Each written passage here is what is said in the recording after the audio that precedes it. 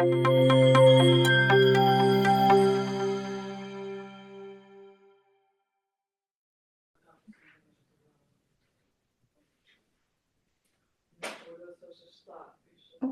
I'm letting some learners still in the webinar, so we will be waiting for a few seconds.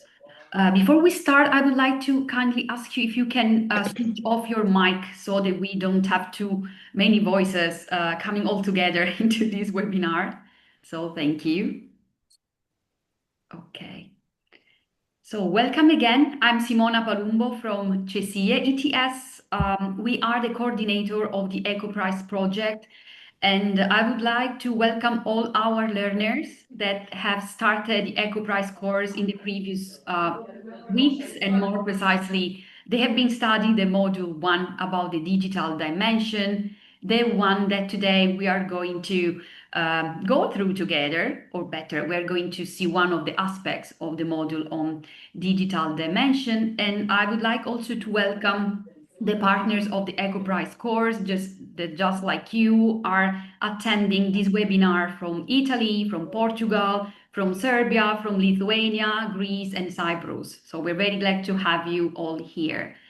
Today, this webinar will be presented by our key speaker is Cleo Fatorecki, with over 10 years experience across the education and higher education sectors in London. Cleo is a content marketing and strategic communication specialist. Since 2024, she has been working in CESIE, and her projects spanning from women's rights and child protection, agricultural education, and so on. So as you know, the title, the name of this webinar today is Designing Content That Works, a strategic guide for communicating in a climate crisis. We hope that through this webinar, you will have the chance to go through an interesting topic that hopefully will help you in building, in putting in taking some fresh steps into your Ecoprise, into your sustainable enterprise. So with no further ado, I would leave the floor to Cleo. And just before we start, if you have any questions, please feel free to write into the chat, and we will be reading them in specific times during this webinar, okay? Thank you, everybody. Thank you very much, Simona. Hi, everyone. Welcome. I hope that the course has started well. And yeah, I'm really excited to be here today to talk more about the digital content element of what it means to work on entrepreneurship. So as Simona was saying, well, you can absolutely ask questions during the webinar, but also at the end, there will be 15 minutes specifically dedicated to Q&A so that you can unmute your mic and ask your questions directly as well. But just there will be a lot of information going on throughout the webinar. So if you have any questions, that's why, just feel free to put them in the chat already, and we'll make sure to get to it. So why are we talking about strategic communications, about digital content today, right? What we want to try and do is understand how much in order to produce digital content that works, you need to have a strategy. You need to understand what is communications. What am I trying to do when I go, for example, on social media? Because today we are all very much used to communications products like Instagram, Facebook, TikTok, maybe even for some of us, LinkedIn as well, but also websites, newsletters. I mean, we receive communications all the time. And what we sometimes fail to understand and to recognize is that all of that communications that we receive, that we consume, has been thought through. It has a strategy behind it. And so that's what I want us to try and look at today. So first of all, we're going to start with a little exercise. I want you to take a couple of minutes and think about a piece of content that you have seen in the last few days that has made you stop scrolling. So, we're going to particularly think about digital content on social media. So think about whichever social media you use, whether it's more, TikTok, even maybe Twitter or X, or maybe Blue Sky, which is one of the alternatives now, LinkedIn, Instagram. Think about what it is that that made you scroll. And I'm going to share my screen because I want you to go on Mentimeter and tell us what you have, what made you stop scrolling. So here. If you want to take let's take a couple of minutes and see a little bit. Tell me if you're all able to get in. I'd like to see everyone. Yeah.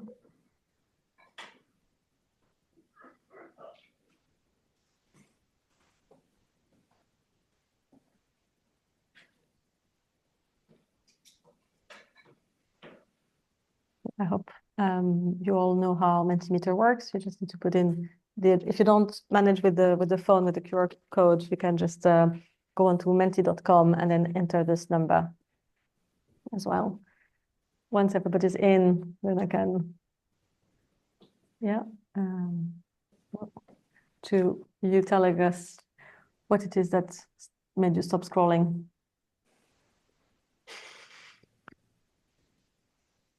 Are you able to answer? Yeah, you're able to. Perfect. So let's see what has come up the most. Yes.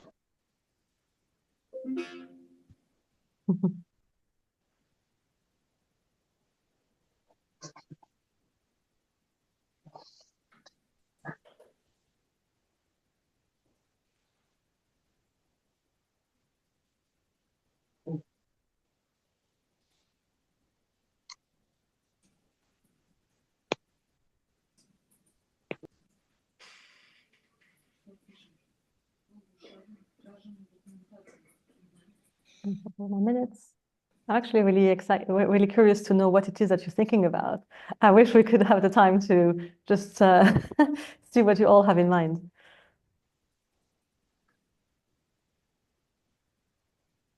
All right, another few people having to click and then, but it's clear, of course, it's the video, isn't it? It's the visual element that made you stop. The video, the image is in our world today. It's prevalent in a way that has never been before, where the image has become the one thing that will make us stop. And even more so when it's a video, we will be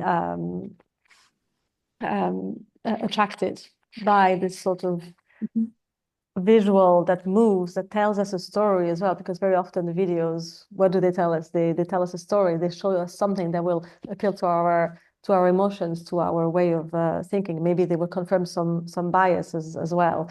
They will tell us what we want to hear. So that's very much, the video, the image, so the visual element, which shows you that this visual element wasn't done haphazardly. It wasn't done just like that, randomly. It was done very much with the goal to get you hooked, because anyone today who has a brand, who has a company, but also normal people, know how much it's difficult to grab the attention of any of us, because we are so much stimulated all the time by so much content. So having a video will help you get ahead of all of the other people who maybe will only have a little post, maybe a little image, maybe an image that's still very high quality or something like that. So you want to think about your visual. The other thing that's very interesting is the person. Yes, exactly. The account is going to play an incredibly high role in understanding if you're going to stop or not. Because when you trust someone, you will be interested to hear what they have to say, to look at what they have to say. Why are they sharing something today? And that makes you stop. So the credibility element is extremely important. Now, I want us to analyze some content that I have found online, and I want you to tell us what you think about it. So I don't know if you're able to read what's the caption. Is that big enough? Yeah. On the Mentimeter, or if not, I'll read it out loud. So it's a post on Instagram by Jen Europe and the Eco Village Gathering, and it shows a young person sitting down, actually sitting as in the yoga pose, saying with the quote on top of it, it's always on the image. On the image, there's a quote that says, "I love to be among people who seriously believe that a new world is possible." And that's a participant of the gathering 2025. And then the caption next to it says, "What does the European Eco-Village Gathering mean to you?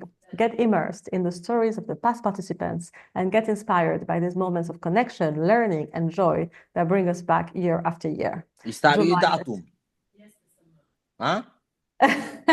Okay, I think someone has maybe not muted. Yeah. So let me finish. The caption says July 13th to 18th, 2026, Nature Community Germany, tickets on sale, early bird, blah, blah, blah. And then it says photos by this person, designed by this person, and a couple of hashtags. And it's actually a carousel post. So you can see that there's a little arrow to show you that there will be other slides like this, other images like such as this one. Now you have seen it, I think, for a good amount of time. So my question is to you is what would make this sort of content effective? Please feel free to write anything and everything you think.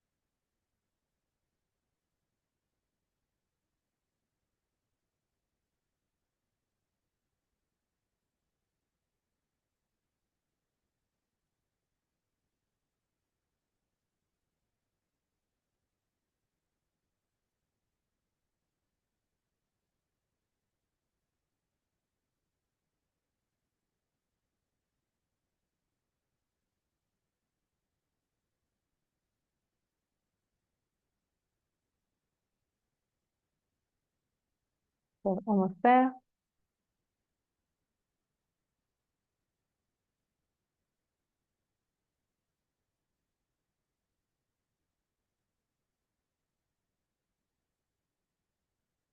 Yes, I like someone has picked up the fact that there was a question. Yes, when you put a question in the caption, very often you will be able to hook people in more easily. Yes. All right. So let's already start unpacking this. We're seeing, yes, the colors are very important because they will tell you this is part of the look and feel of your visual, isn't it? And it's a visual that will will resonate with the audience that they are trying to reach. Because it's an eco-village. So they're trying to have something almost pastel, very easy on the eye, something that's warm, that's comforting. And that's exactly what I'm seeing here, the colors, the comfort as well somewhere. There's comfort as well. The image itself, yes, is showing you someone who is not a businessman in a tower in London, but very much someone who's embodying already what you want to see in that at that event. So you will be a lot more interested and encouraged to then click and learn more about this event and maybe go to it yourselves, because you can realize you can feel already. It's very much a feeling, isn't it? It's an emotion. You see this image and you feel that this man probably feels the same as you about the world, about the way to connect with other people and these sorts of things. So yes, it's a message that's said both through the image and through the text. The personal message, strong image, it's appealing, it's aligned, yes, with everything we're talking about, the guy's expression as well, exactly. It's all telling you a story, isn't it? So it's all part of your storytelling. And what we're going to be looking at today is the fact that when you are clear on all of these questions, on what is your storytelling, what is the story you want to say, who do you want to say it with, who do you want to tell your story to and with, then you can create content that's valuable, that's meaningful, and that's going to be relevant to your audience. All right.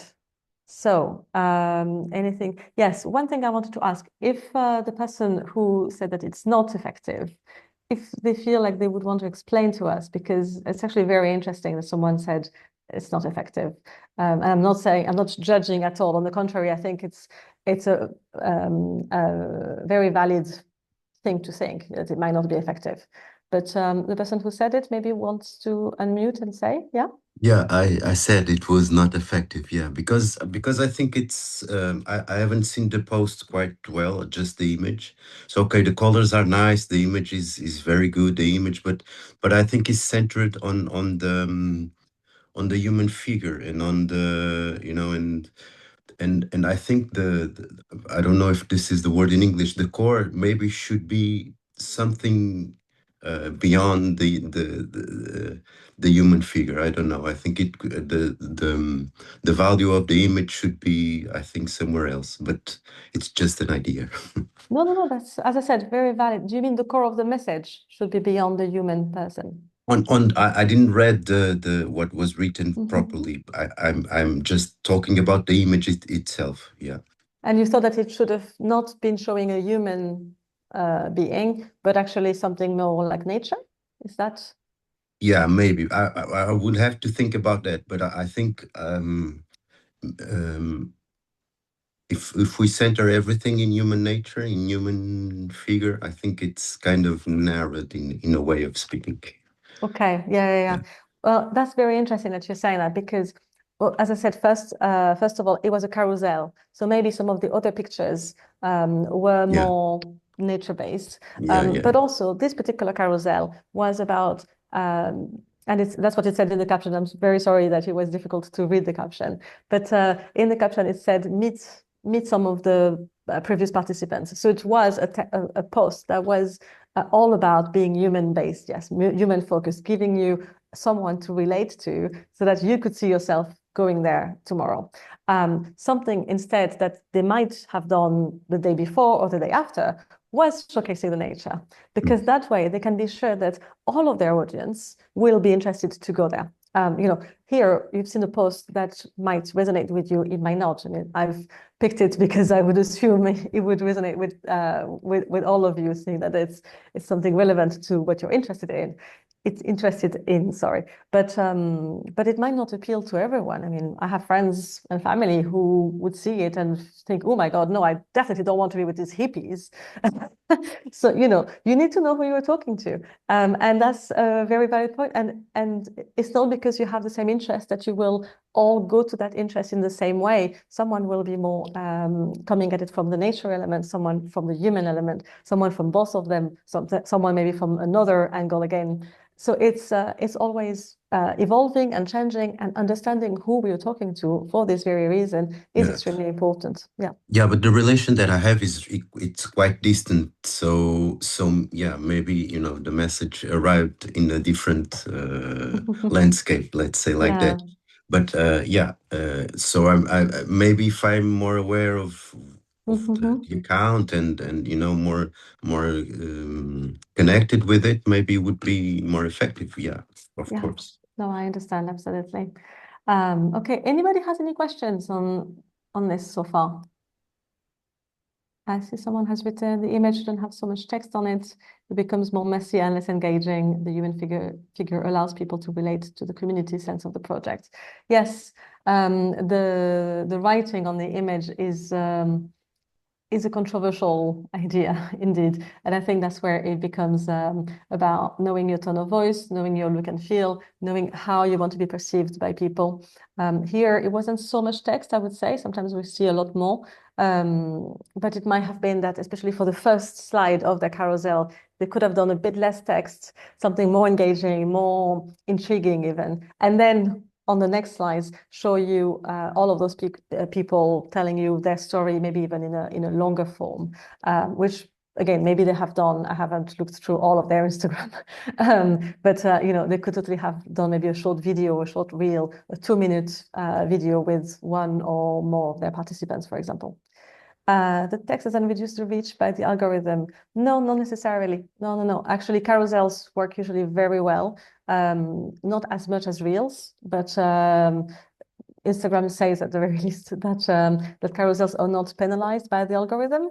Then there's always the question of what is said officially and what actually happens, because Instagram does not, and Meta, actually, the company owning Instagram, does not recognize that it does shadow ban, for example, anybody.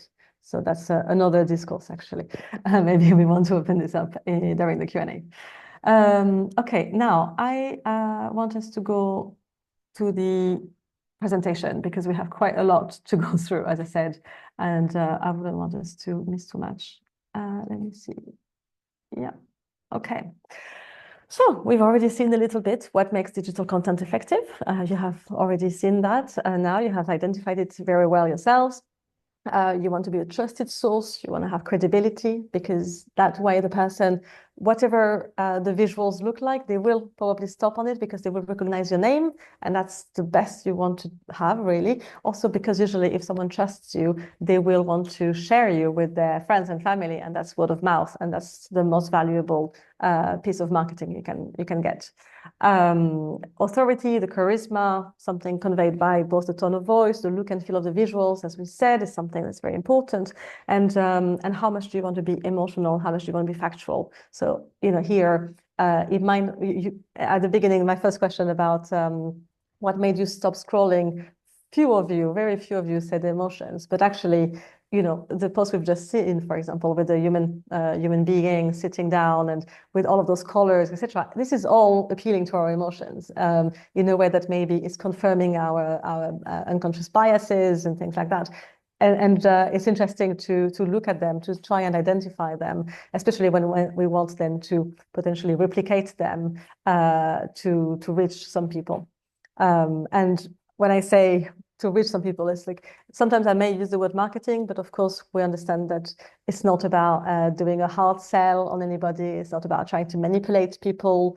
It's just about using what is our fingertips as human beings to relate to other people, to connect with them. And here we're connecting through digital communication.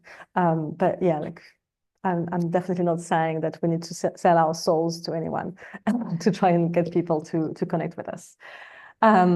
So the first thing when you're doing digital communication is, and actually any sort of communications, I believe, is you want to ask yourselves these questions.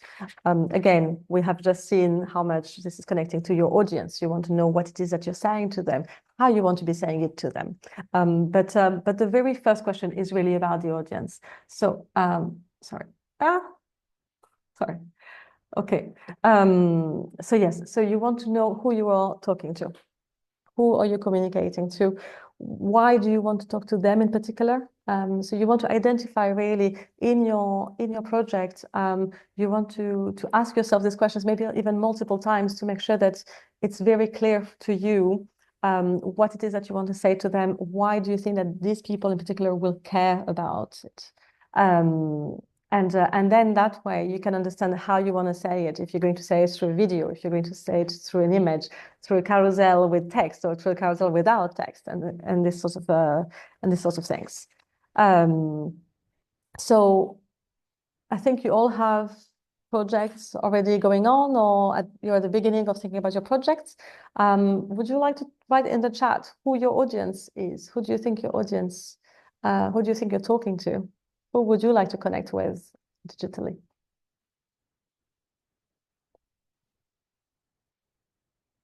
If you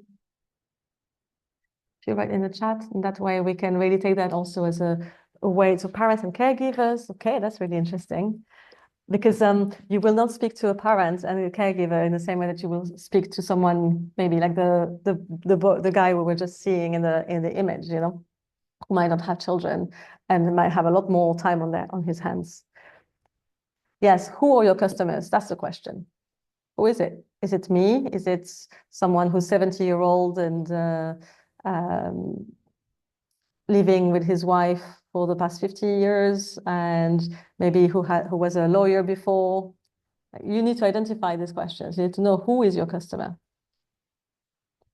If you want to also unmute your mic and respond, that's totally fine.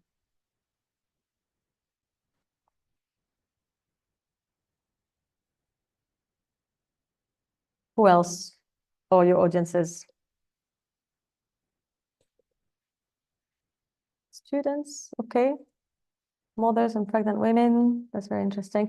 Neighbors, Portuguese, foreigners living here in Portugal, then customers from the whole country who are sensitive to where their clothes and materials come from. Great, so here you have identified the interest, and that means it will be easier to then understand what they do, where they are, where you can meet them. So, if they're going to be more on TikTok or more on Instagram or more on YouTube, maybe even, where they can have long form sort of videos that will explain to them all of the back end and behind the scenes of where their clothes are produced. And that is how you can then decide your strategy. This is here how to make sure that your content will reach the right people, and how to make sure that your content will reach the right people helps you understand then what type of content you should create and how you should create it. Founders of startups or managers of small companies, young executives caring to increase their sustainability in their project. Fantastic. Okay, so again, you have a clear idea in mind to then know how they will be acting, what is going to be their interest. Yes, anyone who wants good agriculture products, who care for the environment, which with their lens could be more, who wish their lens could be more. Okay, yeah. Here, you also may wonder how much they will be on social media, how much will they be on digital, how much you will be able to reach them through social media and through digital means. Sometimes it might be that this is just one small part of your strategy, and actually most of your strategy is offline. It's also totally valid. I mean, for us here in Palermo, a lot of the events that we do, we produce a lot more communications materials offline than online, because actually a lot of it will be picking up a flyer somewhere or seeing a poster somewhere else. People interested in healthy biological food in the area of Lisbon, with community that will find this project interesting and therefore spread the word about it. When you say community, it's the same question as customers. A community can, maybe you have a clear idea of what is community, what is the community you're trying to reach. But community can be so much. Any group of people is a community, isn't it? With maybe the same interest, or maybe the same ethnic background or linguistic background. I mean, all of these are different communities. So you want to be very, very clear as to what is your community that you're trying to reach. So yeah, migrant population, rural communities, great. But you see, maybe these are two different types of people who you might not reach in the same way, which is why really understanding who you're talking to, this first question, is the most important, because then you can devise a whole strategy, maybe for your primary audience, rural communities, and then for your secondary audience, migrant population. And what type of content can you do that will reach both of them? And what type of content can you do that will reach maybe one or the other? Like we were saying earlier about the question of the human being on the picture. Do you want to reach them through a human, or do you want to reach them through nature? It's really understanding who you're talking to that will help you create the content for both of those communities, and maybe in the same post, maybe in two different posts. All right, so let's move on a little bit because I'm realizing we're already halfway through. So as I said, why we need a strategy? Because that way we can be clear on our objectives, and it will also help us evaluate the success, of course. And because once we have objectives, we can then know whether we have reached our objective or we haven't. Now, I will be flying through a little bit the next few slides, because these are models and frameworks that you can then use and apply them to develop this strategy. We're very clear now, we need a strategy to do good communications. How do you go about it? The first thing is to understand the situation. So when you have a new business, when you have a new project, you want to understand a little bit what's happening out there that will help or hinder you. For example, this is the PESTLE model, and it's extremely valuable to understand what's happening around the world at this stage, but also what's happening in your own city, maybe in your own region, in your own country, because we will be looking at every single factors, that's external factors. I mean, so the political, economic, social factors. What sort of if currently the government is not giving any grants, for example, to to the third sector, it might be more complicated for organizations in the arts or in cultural organizations. If we're having a climate crisis, like at the moment, environmentally speaking, it means that maybe it will have an impact. It will have an impact because maybe the summers will be hotter, or there will be more storms and things like that. And therefore, you can think about that as to how is it going to impact your business, your project. Maybe it won't, maybe it will. It can be positive, it can be negative. Just a good model to have to start evaluating a little bit what's happening outside, but also so outside externally, so these things that you may not have any impact on, but also competitor analysis. So understanding a little bit what's happening also at the level of your own sector, at the level of who of your project, of really what is it that you're trying to do, and who are you fighting against in a way. But and understanding and doing this competitor analysis also helps you to understand what's being done out there. So if someone is already very well established in the sector, looking at their communications can be very helpful to understand maybe where you can get in, where is the little niche for you to insert yourself in the sector and create then your own community, your own segment of the market. Again, I'm speaking in marketing terms, but please apply that to a non-profit sector if that's more how you relate to your project. And then there's this model that I particularly love because it kind of gives you directly your goals. So you may be familiar already with the SWOT analysis, the strengths, weaknesses, opportunities, and threats, which are so strengths and weaknesses are internal, opportunities and threats. You can infer them from the PESTLE analysis and the competitor analysis. But then actually, if you cross further, so if you go between, if you write your strengths and weaknesses at the top and your opportunities and threats at on the side, you can then cross them and realize that you can ask yourself questions that will help you directly create the goals for your strategy. So when you're looking at your strengths and your opportunities, what strengths can you use to capitalize on these opportunities? What can you do with those strengths? You know, for example, that you have a great product, the best product out there. And the opportunity can be that at the moment, it's, I don't know, you have the best fan out there, and the opportunity is that it's the summers are getting warmer and warmer. This is great. This is the story writing itself, isn't it? That you have the best product, and here is a situation, a problem that needs fixing, and you have the best solution for it. On the other hand, maybe you can use those strengths to go against the threat, to minimize the threats, and vice versa, the weaknesses. What weaknesses do you have that needs to be mitigated so that you can still go on to maximize your opportunities? How can you make sure that the threats, that your internal weaknesses will not hinder you to maximize those opportunities, to use those opportunities? Does that make sense? Maybe if you want, we can do a little pause here if you have any questions, because it's I don't know, most people haven't seen this model before, this framework. Do you see how you would be able to adapt it and to apply it to your project? Yeah?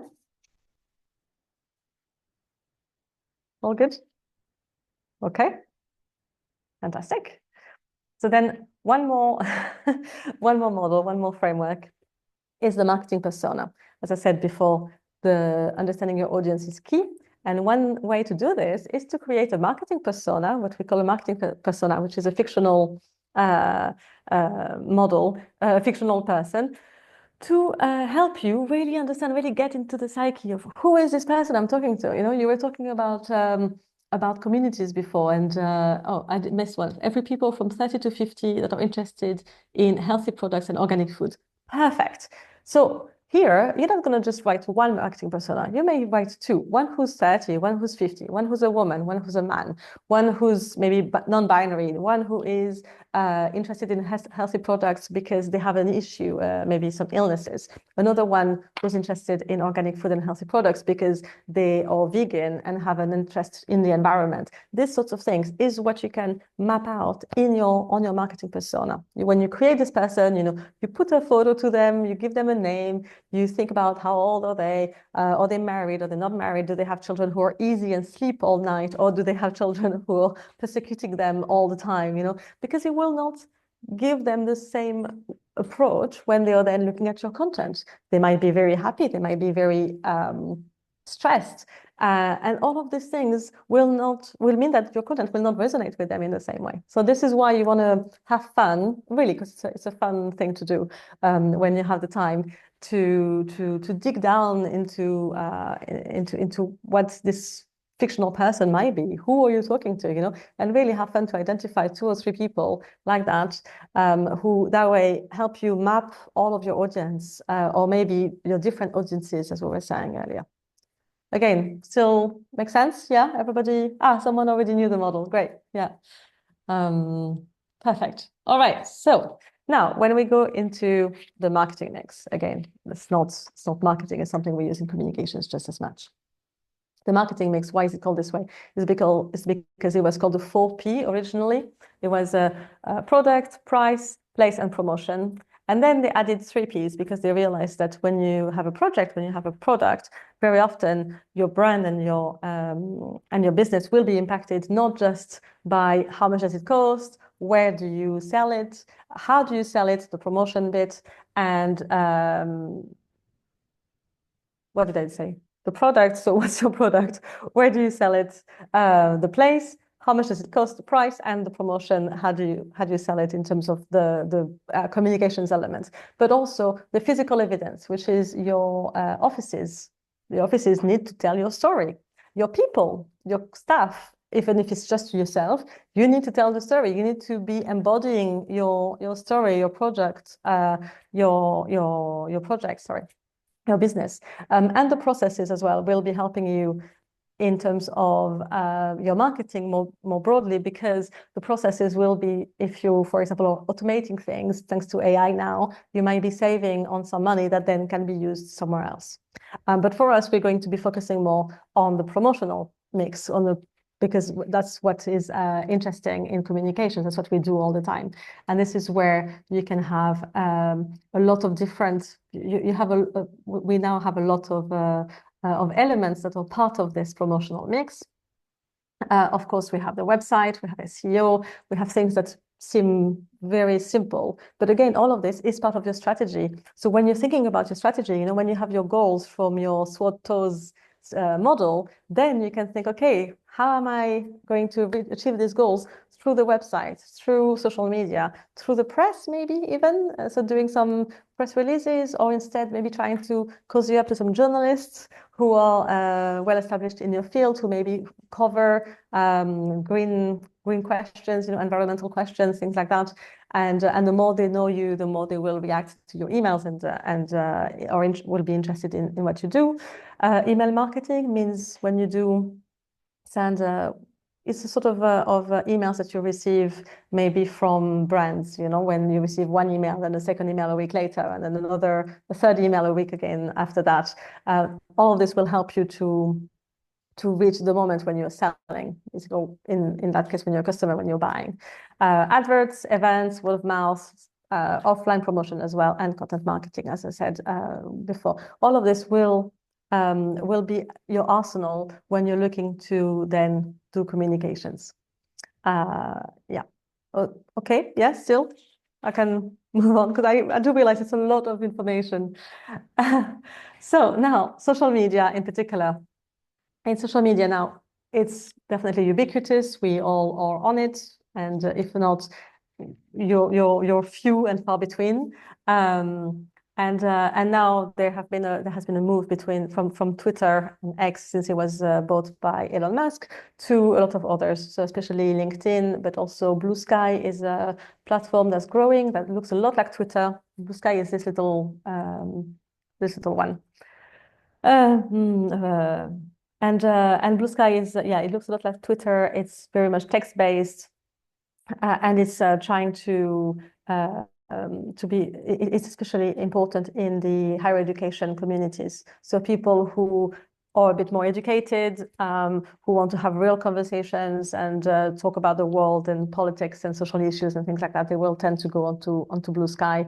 TikTok very much for is just video based, and it's very much for young people. So you have also a sort of generational divide based on all of those platforms. I haven't put in Facebook there, but of course there's also Facebook. Although Facebook now as a brand, it's a lot more difficult to see a return on investment. And I'm saying investment broadly, also time investment. You invest time into this platform. Actually, it gives you very little now to be seen, because Facebook will prioritize other friends to be seen by friends, basically, instead of companies being seen.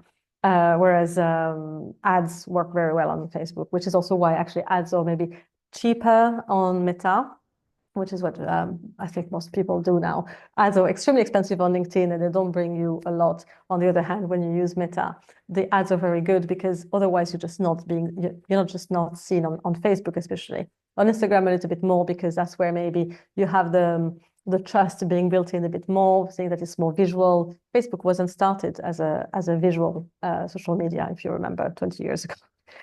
But yeah, you want to keep in mind, again, what each platform will give you so that as you know your audience and you know where this audience is, you will be able to then invest your time and your energy into one or more of these platforms.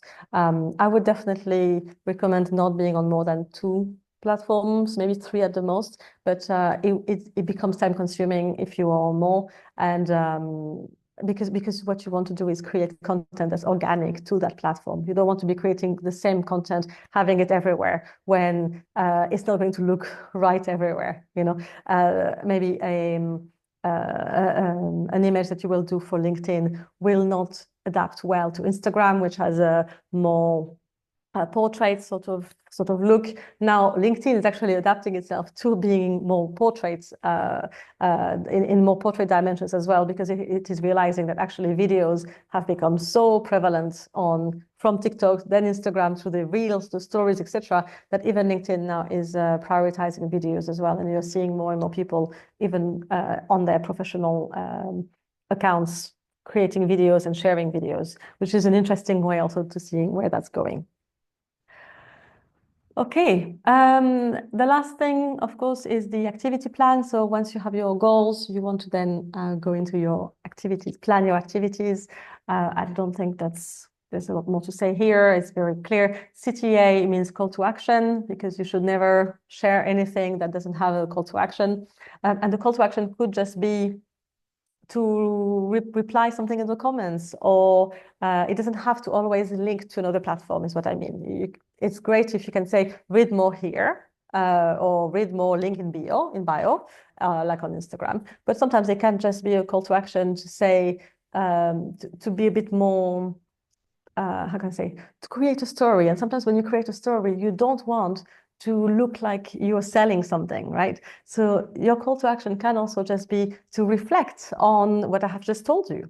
That's good. That's okay. You're still asking people to do something, and you can only say something that's relevant to them if you know who you're talking to and you know what you want them to think, to feel, to do when they see your content.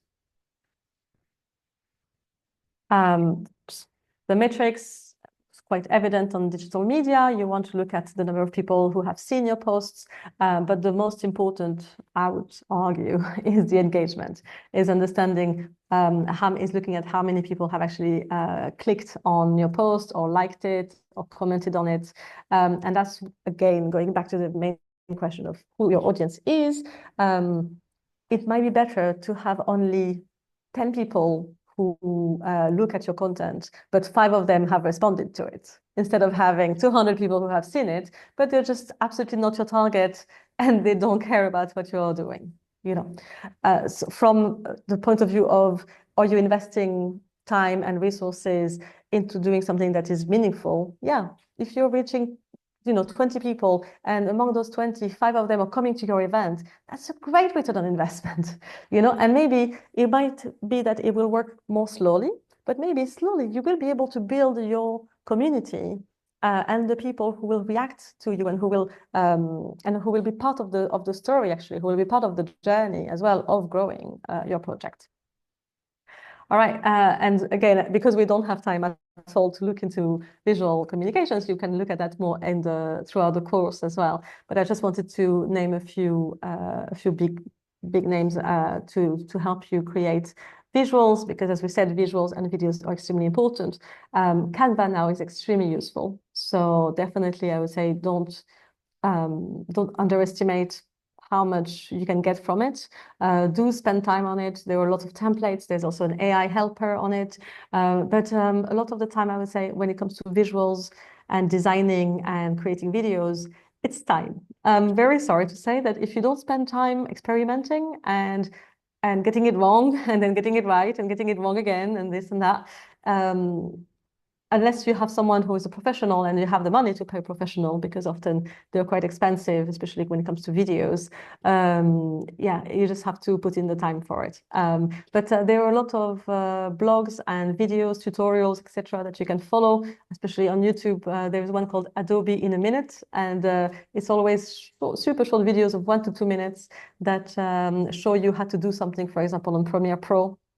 And because some of those tools are not necessarily easy if you have the Adobe suite, for example. One that's easy is the Adobe Express that you can have on your phone. So the more you can do with all of these new tools that are on phones, that are easy to download and easy to follow, the better, I would say. And then, yes, you want to make sure that your images are copyright. If you don't have the chance to produce your own images, to take your own photos, do use free licenses, Creative Commons and free licenses, because you don't want to have to take half of your photos from your website, for example, in 3 years' time, when someone realizes that actually you should have credited something somewhere very small. Just don't even go there is my recommendation. Now, I will leave us with this slide, and I think it's a good way to open the discussion. You may also have, I'm sure you have a lot of questions as well about everything else. But yeah, of course, AI now is generative AI. I mean, is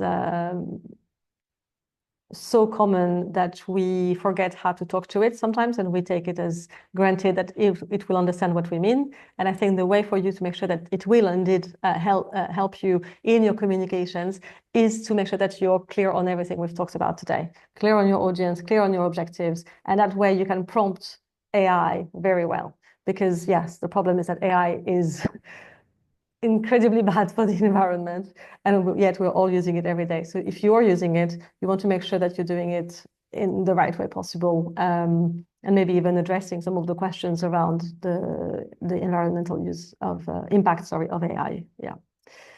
Okay, sorry. Repeat how to get tutorials. Yeah, it's this one. Adobe in a Minute. Yeah. All right. So yeah, I'll leave the slide open maybe if you want. I think we're sharing also the presentation afterwards, right, Simona? Yeah. Yes. So that you can click as well on All About AI, which has lots and lots of resources on this to understand a bit the impact, the scale of this new tragedy happening every day. Okay. Any questions?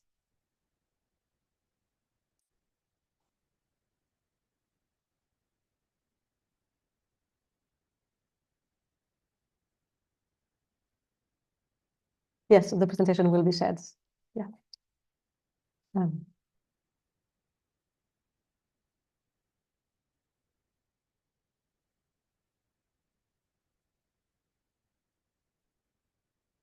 So is everybody clear on their audiences? Would be my question to you then. Do you think with the project that you have in mind, like, can you envision the person you're talking to?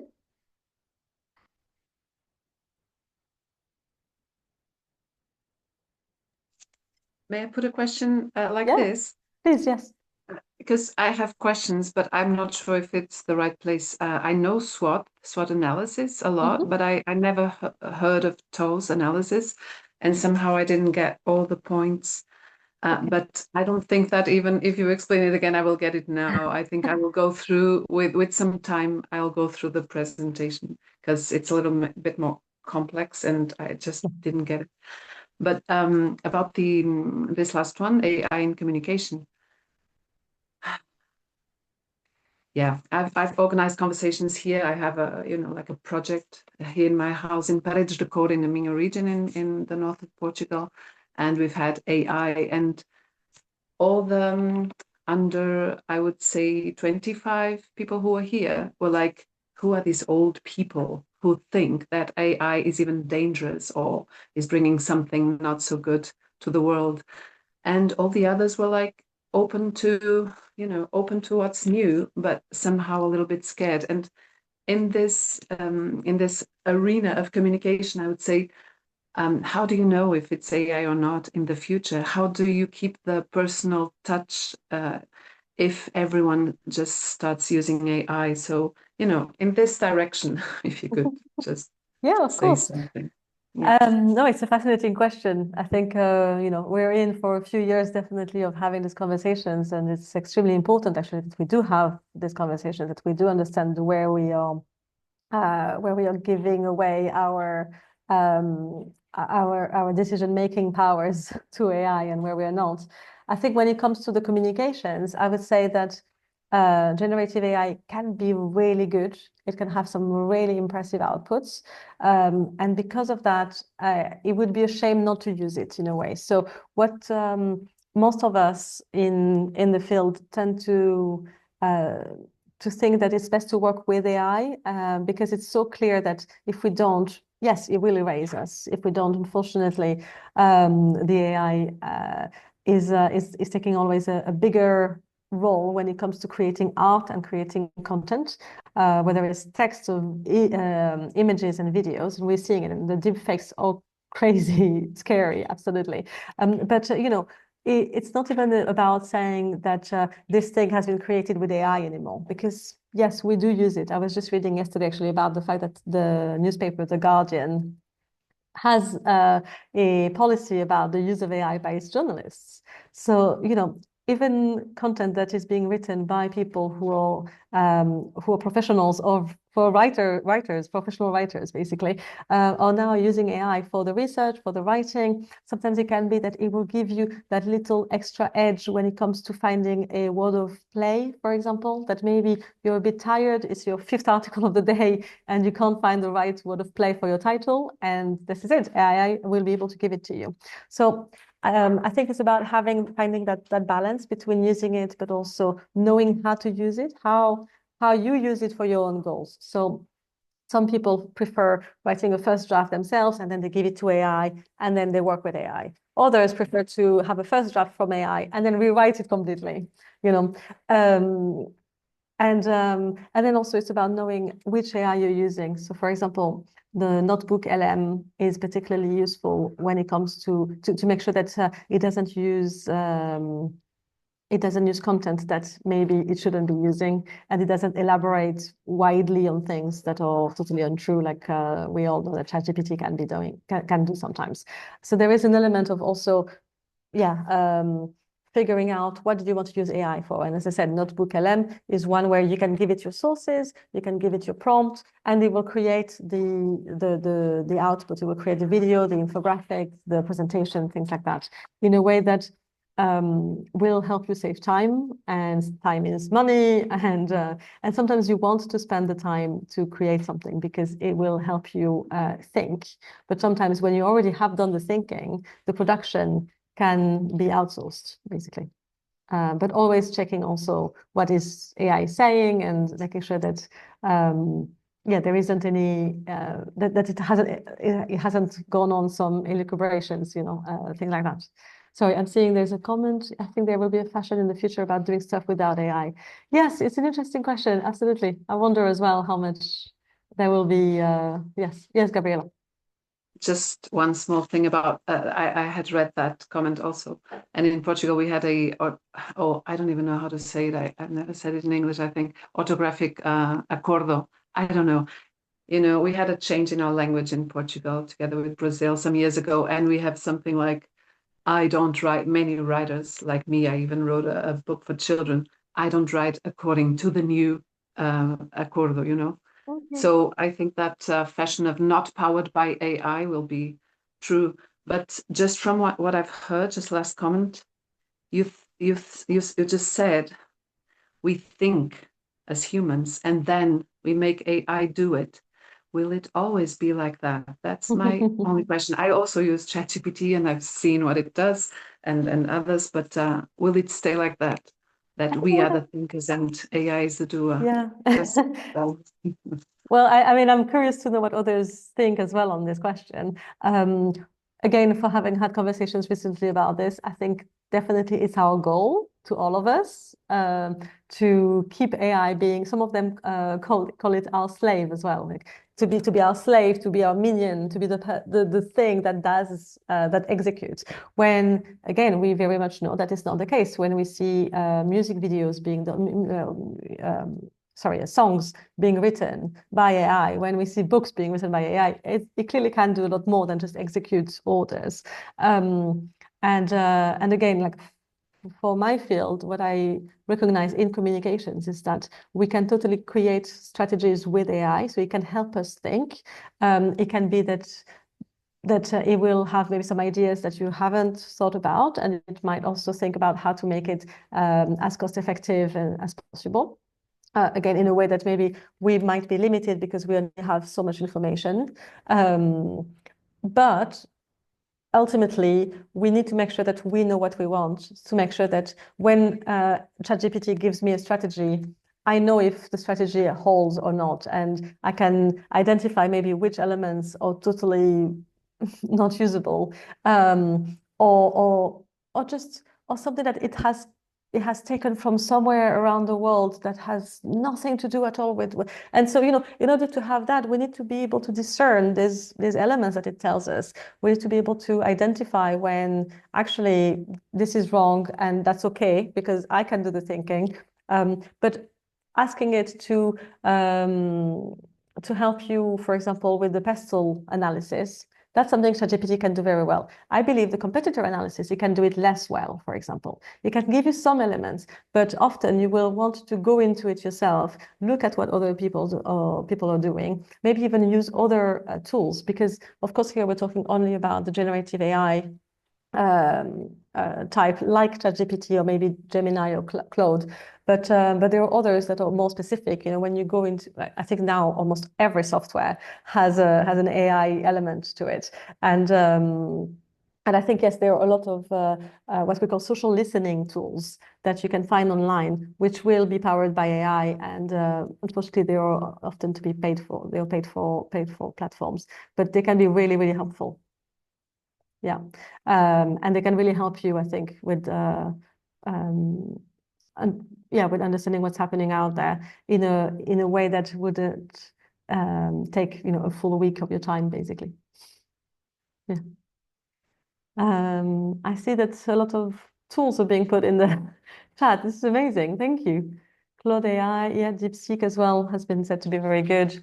Definitely one I would recommend is if you're doing translations, DeepL is the one that everybody recommends when it comes to translations. I find ChatGPT to be pretty good because I give it a prompt that says also to think like a native speaker, and I find that usually it works. But yeah, DeepL is the one that everybody recommends for that. Notebook LM, yes, and then to use AI, it's best to use AI for certain things that are really useful, not only doing it through a browser in the operating system as an. Yes, that's the thing. I think we need to be. Oh, so sorry.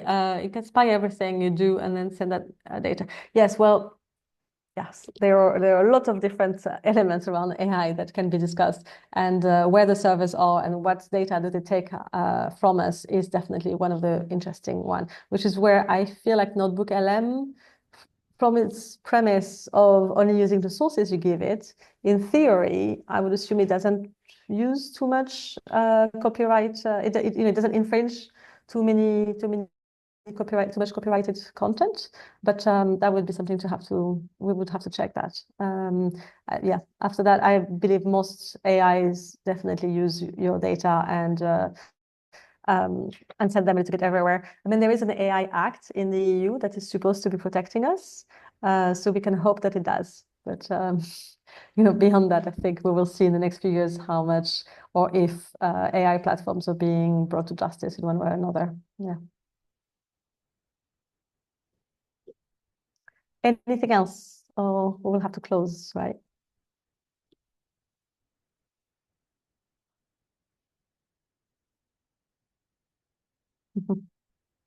Okay. Well, thank you very much. I think we'll close here. Yeah. Simona, do you want to say a few last words? Yeah. Yeah, I would just like to inform you that the presentation will be shared by your tutors at national level. It will be shared in English, of course, but they may translate it for you in your national languages, of course. And I just want to wish you good luck for the rest of the studying and of the course and the exams. And we will be in touch. Tomorrow we are going to have the international panel led by Gen Europe, so I hope to see you there too. And thank you very much. Thank you very much, Cleo. Thank you. It was a pleasure. Thanks. Bye-bye, everybody. Bye. Thank you. Bye. Thank you. Bye. Thank you very much. Thank you. Bye. Bye bye. Obrigada. Obrigada, boa tarde.